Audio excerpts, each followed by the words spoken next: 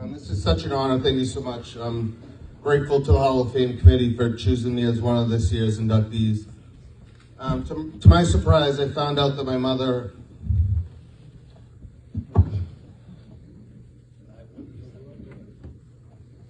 she nominated me a few years ago.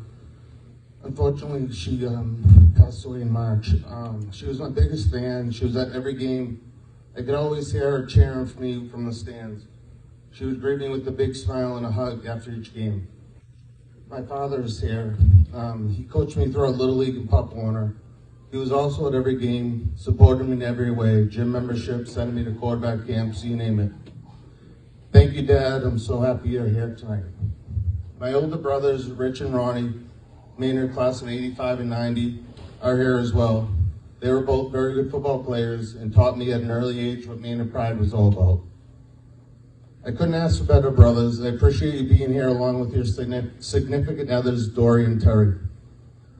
Although my wife couldn't make it tonight, she's celebrating her cousin's wedding as I speak. My two beautiful daughters, Colleen and Kylie, are here. Girls, I hope this finally proves to you that I was a good athlete at some point in my life. I was very fortunate to be coached by three amazing coaches in high school. John Lent for baseball. His quiet leadership and knowledge of the game got the most out of his players. We shared a special bond during my sophomore year. Coach Lent had a heart attack after one of our games, and he was driving home, and luckily he was able to drive himself to the hospital. That really hit our team hard. 4 days later, I was pitching in the game, and I got a line drive by the batter off the side of my head. I had a fractured skull, a blood clot in my brain. I was knocked out on the mound for several minutes. Spent 3 nights in the hospital. We both had a lot of rehab and recovery, and we both made it back for the first game next year, and that was a special day for us. For football, we had Coach Mullen, who he was the perfect high school football coach. You would run through a wall for him, and you knew that he would do the same for you. He, no one fired up players more than he did. Even now, when I see him, I want to put the pads back on. Although now you'd probably put me at O-line or nose tackle. Just a great guy, a great coach. He knew when you weren't playing up to your capabilities, and he'd let you know about it. And I think that's what a good coach does. Then I had Paul Skinny House for basketball.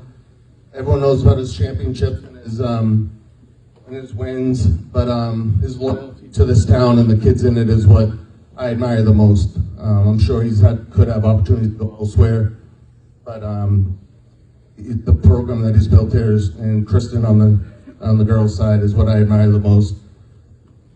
When my father found out that Skinny was getting inducted as well, he reminded me of a story about there was a game we were playing to show where my father, speaking of heart attacks, he had one in the stands, and he got rushed to the hospital, and Skinny told me after the game, pulled me aside and told me what happened.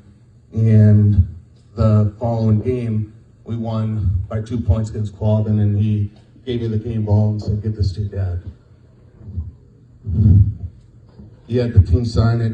I gave that to my father that night, and he's really cherished that ball since, and he actually brought it tonight. It's on the table.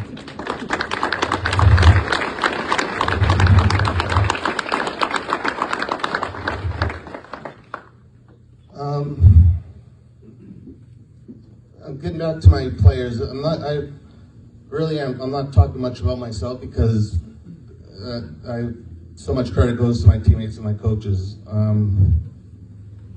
When I was a freshman, the varsity quarterback got hurt after 2 JV games, and they called me up to be the varsity quarterback.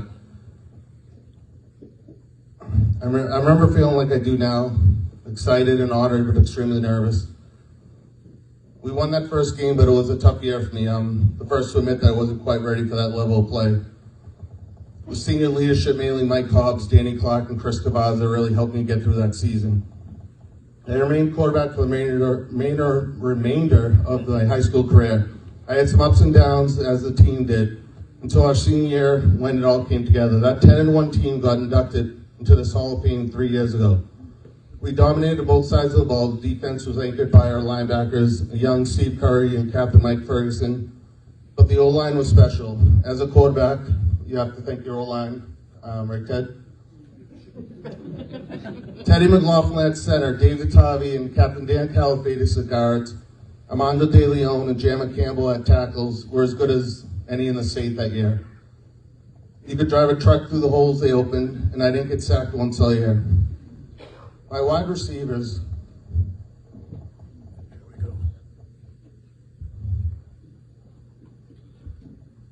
were Pete Lombardo, who we lost in a tragic motorcycle accident 12 years ago, and Jeff LeBlanc. Not only were they great receivers, but they were also two of my best friends.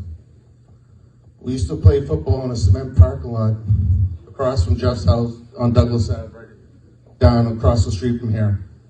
I would play football and they would take turns covering each other. We had to remind Pete that we weren't playing on grass, as he would get all banged up diving for passes. Pete wasn't the brightest bulb. Neither was I. We were in a lot of the same classes.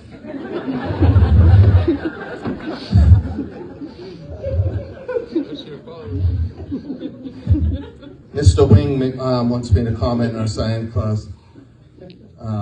Mr. Crail and Mr. Lombardo, I added up both your test scores, and you still failed.